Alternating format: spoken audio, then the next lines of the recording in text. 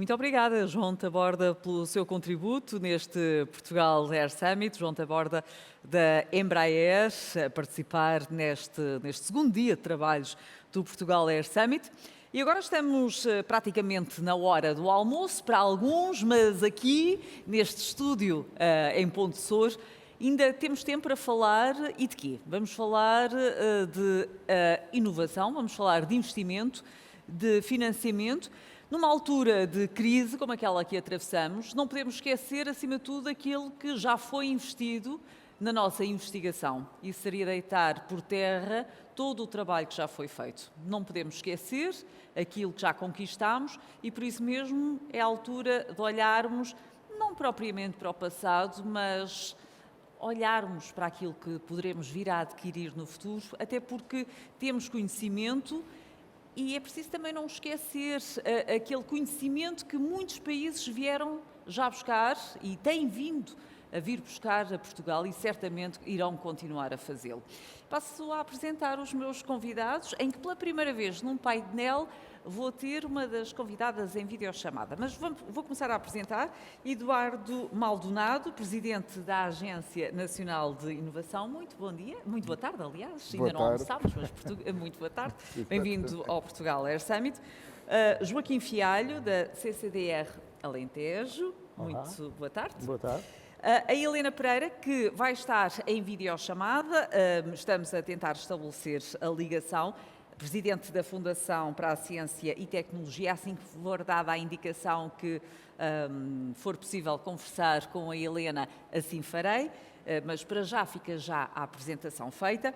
E tenho também o presidente do Instituto Superior Técnico, um dos alvos de muitas empresas, sem dúvida, para ir buscar conhecimento, é o técnico. Temos connosco o Rogério Colasso. Bem-vindo ao Portugal Air Summit. E vou começar pelo Eduardo Maldonado, já que é da Agência Nacional de Inovação. E temos que falar, obviamente, deste horizonte Europa 2021-2027. Estamos a falar de muito dinheiro. Espera-se que venha um montante substancial para Portugal, assim se espera, não é? Muita ajuda e muito apoio dará à nossa investigação e inovação. E pergunto-lhe também, até para que saibamos melhor, o que é este horizonte e o que é que podemos esperar dele e quanto é que poderemos vir a receber? Eu sei que são várias perguntas numa, mas certamente irá conseguir-me responder sinteticamente. Sim. O programa Horizonte Europa é o nono programa quadro de investigação da União Europeia, agora por um período de 7 anos, já como no anterior caso, e tem um orçamento que vai ser cerca de 80 mil milhões de euros. Para toda a Europa, como é óbvio. Claro, não é? claro. Portugal, temos uma meta estabelecida, muito clara, de tentar conseguir 2 mil milhões para Portugal, desses 80 mil. 2 mil milhões. 2 mil milhões, o que significa, na prática, duplicar, não é bem, mas é quase duplicar a verba que conseguimos nos últimos 7 anos. Portanto, no programa quadro atual, que acaba agora, enfim, daqui por 2 meses, em dezembro, mas que ainda tem projetos em curso, que é o Horizonte 2020, Sim. tinha um orçamento da ordem dos 70 mil milhões, portanto um bocadinho menos do que os 80 mil que vamos ter a seguir. Desses, nós conseguimos aqui para Portugal cerca de 1.100 milhões de euros. E 2 Peço mil, desculpa, 1.000 milhões. 1.000 milhões. 1.100 milhões. Portanto, agora duplicamos 2 mil E agora milhões. a nossa meta é duplicar, é passar para os 2 mil milhões. E que apoio é que as empresas poderão esperar e quais são os eixos fundamentais deste horizonte? O Horizonte Europa é muito transversal, cobre na prática todas as grandes áreas ligadas aos desafios, aos grandes desafios societais. Mas é muito focado naquilo que se chama o desenvolvimento sustentável. Portanto, por exemplo, estamos a falar aqui de aviação. Sim. Na aviação, a meta é conseguir que o sistema de aviação, os aviões, a forma como voam, etc., sejam sustentáveis em termos de emissões de carbono. Portanto, carbono zero. Portanto, queremos produzir uma nova geração de aeronaves e uma gestão de tráfego aéreo que nos permitam que o sistema não contribua para o aquecimento global e para as alterações Quando diz climáticas. queremos Europa Europa e Portugal, obviamente. e o papel exatamente de Portugal nisso tudo. Portugal tem que estar alinhado para participar nesses programas. Temos que ter metas que sejam coincidentes com as metas europeias, porque senão não podemos ir lá buscar, obviamente, os fundos. E, portanto, o nosso programa é capacitar e apoiar as empresas nacionais, e não só as empresas, mas também as universidades, institutos de investigação, para participarem de uma forma ativa e proativa nesses consórcios europeus, porque todos esses projetos funcionam em consórcio. E que tipo de apoio é que pode dar às universidades? Nós já temos Já há não é parcerias novo, não é? estabelecidas, não é? Mas tendo em conta esse programa, pode haver aqui alterações naquilo que está estabelecido? Há alterações, porque foi criada uma estrutura, obviamente com uma capacidade maior, porque se temos um objetivo maior, temos que ter uma estrutura maior.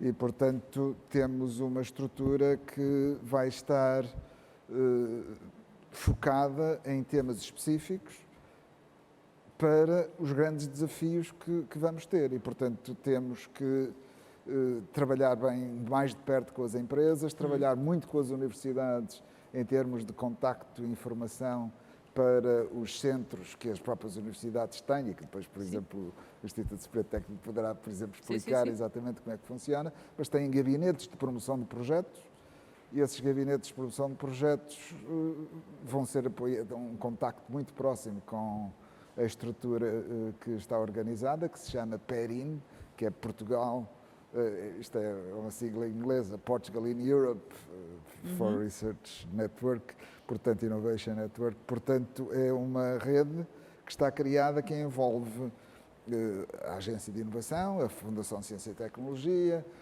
a Agência Espacial Portuguesa, muitas outras entidades, que todas em conjunto vamos dar apoio às empresas e aos institutos de investigação e, sobretudo, fazer a ligação com os parceiros europeus que eles terão que ter para participar nesses programas. E esta sinergia que é criada é extremamente relevante para as universidades, nomeadamente para o Instituto Superior Técnico. O que é que o técnico pode oferecer a Portugal? O técnico pode, para já, continuar a oferecer aquilo que tem oferecido ao longo da sua história centenária. Portanto, eu já vou me voltar para o futuro, mas queria fazer esta declaração. Quer dizer, e o que é que tem oferecido? Tem oferecido qualidade naquilo que, enfim, é a sua área de atuação, que é o desenvolvimento científico, a criação de conhecimento e a formação de recursos humanos. Portanto, e tem oferecido qualidade e tem oferecido confiança à sociedade, ou seja, quer dizer, o técnico neste momento, a minha instituição, é uma instituição, digamos que o capital que tem é o capital, digamos, do reconhecimento e da confiança que oferece como instituição de ensino superior, de investigação científica, que é. Agora, posto isto para o futuro, o que é que nós podemos, digamos, continuar a dar e qual é que é o objetivo do nosso trabalho? O que nós temos, enfim, o técnico caracteriza-se, o técnico, eu devo dizer, estou aqui a falar em nome do técnico, não é? Mas não é só o técnico, há outras instituições de ensino Aliás, superior. agora durante a pandemia nós vimos que houve uma mobilização por parte das várias universidades. De grande qualidade no nosso país, exatamente. Portanto, e queria começar por sublinhar isso. De facto, Portugal, neste momento, tem um conjunto de instituições de ensino superior, de ciência, tecnologia, de investigação, de inovação, de desenvolvimento, de grande qualidade e de grande competitividade em termos internacionais. Portanto, é um percurso grande que o país fez, sobretudo nos últimos 20 anos, e que tem agora a oportunidade de continuar a fazer. E o que eu queria, agora, pegando nisto, o que eu iria dizer é que, neste momento, eu sinto que o Instituto Superior Técnico, e não só, as outras instituições nossas congêneres, estão preparadas e estão treinadas para ir buscar estes fundos de financiamento que o professor Maldonado estava agora a mencionar, porque quer dizer, uma coisa, quer dizer, não haja dúvidas, estes fundos não nos vão cair do céu.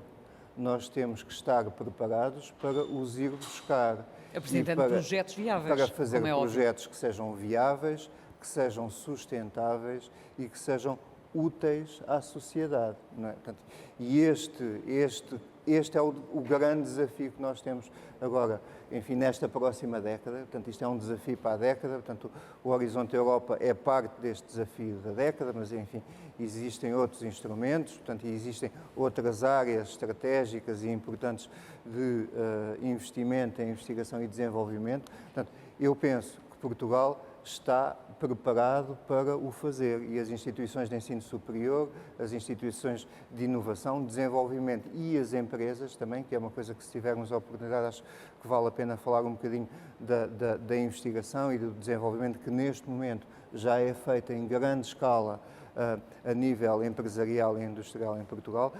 E dizia eu, portanto, o país está preparado e as suas instituições estão preparadas para ir buscar estes fundos através de projetos competitivos. Agora, posto isto, há aqui um desafio que temos que olhar também com atenção, que é isto, em termos de gestão administrativa dos fundos, não pode ser business as usual. Então? Ou seja, é preciso preparar a máquina administrativa e a legislação que enquadra a execução destes programas e destes projetos para poder responder de forma célere, enfim, garantindo tudo aquilo que tem que garantir, a qualidade, a auditabilidade, bom, tudo isso, garantindo isso, mas tem que responder de forma célere, senão corremos o risco de estarmos preparados para usar esses fundos, de termos projetos que são competitivos, que são importantes para o desenvolvimento do país, mas que depois, enfim, por qualquer coisa que nós muitas vezes nem sabemos definir bem o que é, travam na máquina administrativa. É burocracia. Travam em prazos, travam em burocracia, travam em procedimentos que, enfim, Portanto, tem que haver vezes, uma maior agilização dos meios. garantindo, Um simplex. Um simplex, talvez seja Deixa-me a maneira de ver dizer se a isto numa palavra. Helena Pereira já está ou não neste momento. Não está, estão a dizer-me que não está, portanto, deixe-me perguntar, e já vou assim, Joaquim, pode haver realmente aqui um simplex nesta questão toda, ou seja, uma desburocratização de modo a que haja um acesso mais rápido, mais simples e mais eficaz, porque ao fim e ao cabo estamos a falar de eficiência, porque são as coisas até se podem perder, não é? Tem que haver, eu concordo plenamente com o que foi dito, há efetivamente prazos que não se cumprem, há burocracias. O programa europeu está bastante bem definido e não vai mudar muito, nós temos que fazer o esforço cá dentro, em Portugal.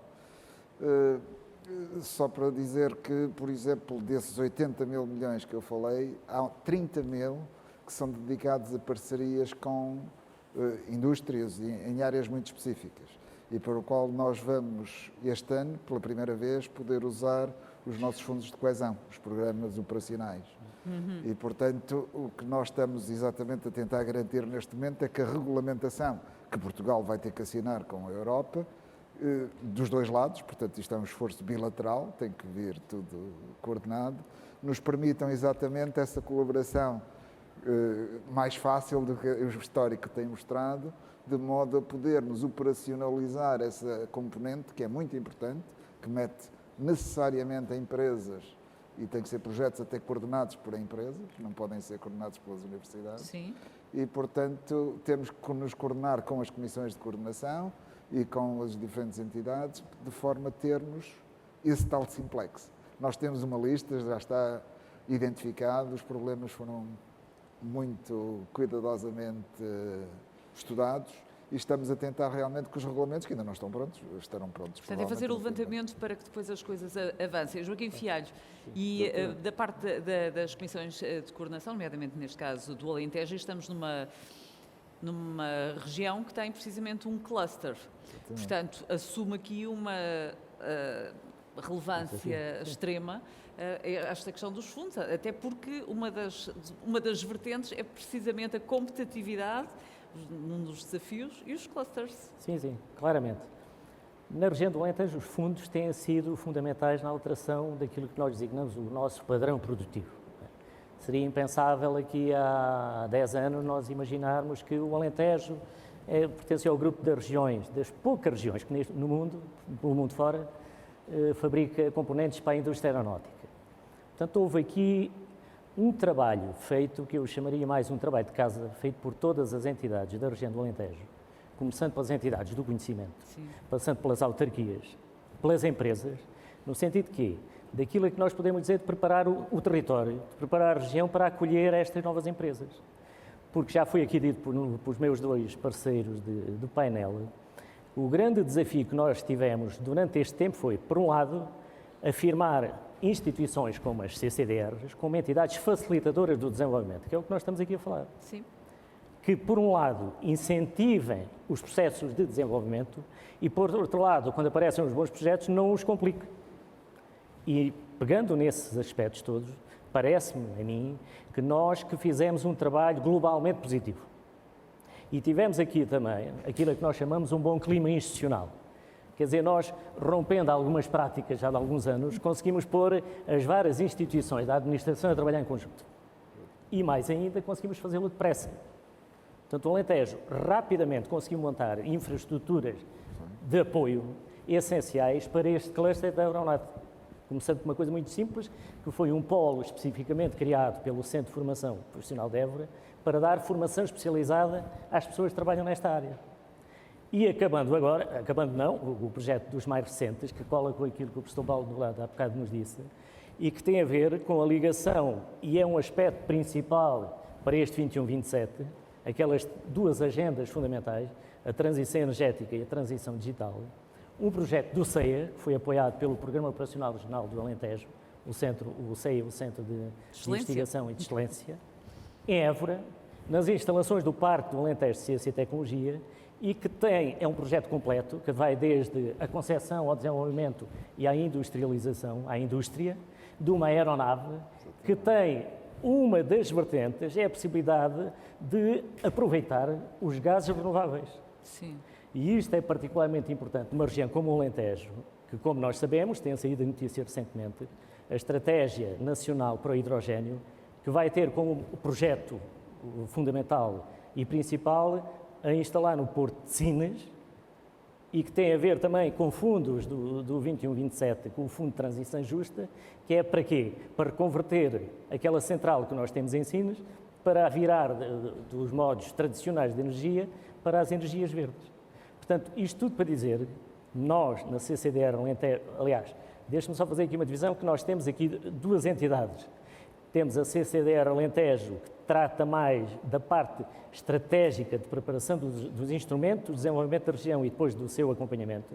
E temos o Programa Operacional Regional, que é liderado pelo Presidente da CCDR e que gera na região as verbas atribuídas ao dito Programa Operacional Regional. Para termos uma ideia, nós vamos ter no próximo período de programação até 2030 o dobro do que temos disponível agora. Portanto, Ou seja, o estamos a falar programa de que não valores? tem estes 80 mil, o Programa Operacional do Alentejo tem cerca de 1,3 mil milhões de euros agora.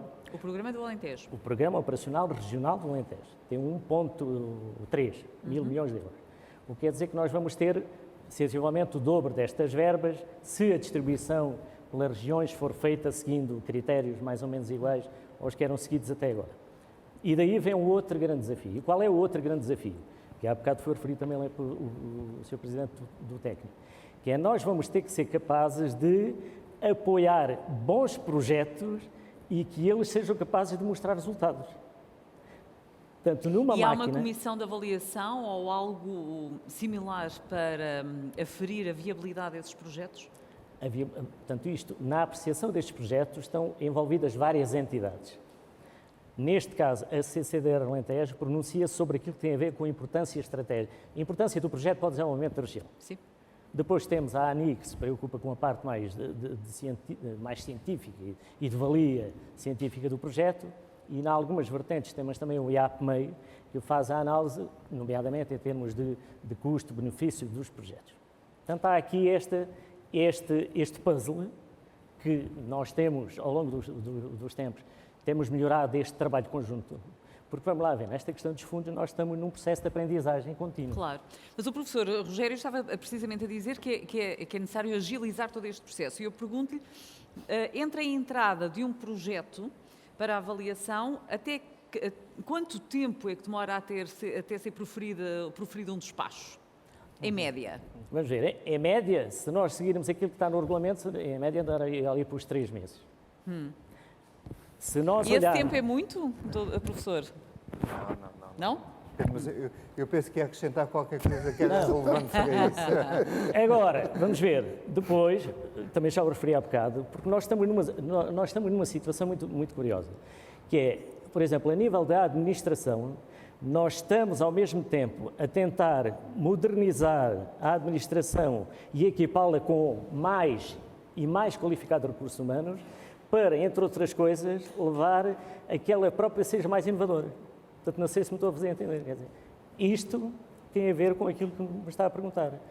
Porque a análise dos projetos não deve ela ser simplificada, mas também não podemos correr o risco dela ser simplificada de tal maneira que nos leve lá no fundo a ter que devolver verbas. É tão simples como isto. Até para que não existam as suspeições que houve noutros casos. É isso mesmo. Que é outra das situações que são constantemente trazidas à colação, quando estamos a falar de fundos europeus, não é, professor? Portanto, não podemos ligar o complicómetro, mas também não podemos ligar demais o simplex. Portanto, como é que pode ser feito este equilíbrio a nível de entidades oficiais e empresas e universidades? E agora falamos das empresas que há pouco também estava a tentar abordar. Eu já agora, relativamente ao desligar o complicómetro, eu acho que aqui foi dito foi tocado aqui a nota mais importante sobre isto, que é como é que se desliga o complicómetro com formação da parte de quem lida com os projetos. Ou seja, quer dizer, temos que trabalhar também sobre essa componente que é importantíssima e que nós às vezes tendemos a descurar, quer dizer, a execução de um projeto de investigação e desenvolvimento tem várias componentes, não é só a componente de investigação e desenvolvimento, ou seja, enfim, se eu submeter um projeto, sei lá, para fazer uma mesa nova que me limpa as mãos quando eu pôr, quer dizer, a componente de execução do projeto é apenas parte. Depois, todo o apoio administrativo à execução de despesa, à contratação pública, em muitos casos, também é parte importante, porque se eu descurar isto, eu posso ter uma ideia excelente e ter gente excepcional a fazer mesas que limpam as mãos, mas depois não consigo executar. Claro. Ou então, a outra questão que foi levantada é executo mal e no fim de ter executado a despesa, vou ter que a despesa não é elegível, vou ter que a devolver, enfim, uma confusão. Como é que isso se resolve? Resolve-se com formação na parte de todo o apoio administrativo à execução do projeto, que não pode ser descurada. E isso aí, quer dizer, é uma percepção que eu tenho, não só como presidente de uma instituição grande que faz investigação, mas também como investigador. É talvez aquilo, nós andamos muito rápido. Talvez a maioria das pessoas do país não tenha esta percepção, mas o país, nos últimos 20 anos, deu saltos qualitativos gigantescos em termos daquilo que são todos os indicadores associados à componente de investigação e desenvolvimento. Mas não olhou para a componente do acompanhamento administrativo. Okay? Portanto, são aquilo que eu chamo de problemas de interface, que é a interface entre o investigador e o gestor administrativo do seu projeto. E depois a formação de quem... Portanto, nós fizemos um esforço muito grande para qualificar profissionais, por exemplo, para lhe dar um exemplo. Portanto, eu doutorei-me há 20 anos. Há 20 anos no Instituto Superior Técnico, portanto, há 2 décadas apenas, há pouco tempo, doutoravam-se no técnico, no máximo dos máximos 5 pessoas por ano. Hoje doutoram-se 150 pessoas por ano. Okay? E, portanto, o esforço de qualificação, e isto não acontece só no técnico, e são doutoramentos de grande qualidade, e o reconhecimento disso é que os doutorados, os mestres, os licenciados trabalham no país e a maior parte deles no estrangeiro. Vai para fora. E vai para fora e têm carreiras excepcionais lá fora. Portanto, a qualidade, o salto de qualidade foi dado e isso o país deu passos gigantescos nas últimas décadas e então no último século isso nem vale a pena falar disso, mas a componente, a máquina administrativa e a máquina administrativa do Estado, nós, e estou a dizer isto no sentido de assumir essa responsabilidade, nós ainda não olhamos para ela. E isso para as empresas, não só para as universidades, mas para as empresas acaba por ser um grande obstáculo. Portanto, quais são as consequências práticas disso? Portanto, vale a pena investir? Vale, mas... Não é vale a pena investir, é tem de se investir. Senão vão-se perder estas oportunidades. Na componente das empresas existe ainda outra coisa que se agrava a cada ano que passa, que é o desajuste entre a velocidade e a capacidade de reação e o empreendedorismo das empresas e a máquina administrativa. Portanto, é aquilo que os engenheiros eletrotécnicos chamam de desajuste de impedância. Há uma coisa que anda muito depressa e outra que anda devagar, e depois aqui na interface fissura. Uns vão mais para... Portanto, se nós não trabalharmos na resolução deste problema de interface, e trabalhar não é com discursos de intenções, porque as pessoas todas têm boas intenções. Nós queremos todos o melhor para o nosso país e temos de o fazer. Não é só com um discurso, é com um programa intensivo de qualificação, de análise daquilo que é o enquadramento legal à execução de toda esta receita e despesa de investigação e desenvolvimento que tem que ser olhado e que tem que ser feito. Portanto, é esse simplex que falo, mas não é só um simplex intencional, ou seja, vamos lá para a frente. Não é preciso fazer um programa de atuação, como foi feito na qualificação profissional. Pronto. E digam-me se está previsto alguma coisa, sem ser apenas intenção, mas sim algo que saia da gaveta, nesse sentido, de modo a agilizar e dar formação a essa máquina administrativa de modo a apoiar, a ajudar e que não sirva de obstáculo. Pois, está a ser... Não digo que esteja a pensar de ser feita a formação, porque as competências mas já é existem. um bom conselho? É um bom conselho, mas de qualquer forma, uma das ideias que propusemos, mas não depende de nós, depende também da Comissão Europeia concordar, é uma coisa muito simples, que é dizer, atingiu o objetivo, ponham o resultado e não temos que ir despesa a despesa ver o que é elegível e o que não. Mas eu aí vou dar um exemplo, só para verem o problema da interpretação que isso pode dar. Quando Cristóvão Colombo foi descobrir o caminho marítimo para a Índia, ele não chegou à Índia, descobriu a América. Isso é um resultado positivo ou não? O contrato dele tinha que ir à Índia, ele não chegou lá.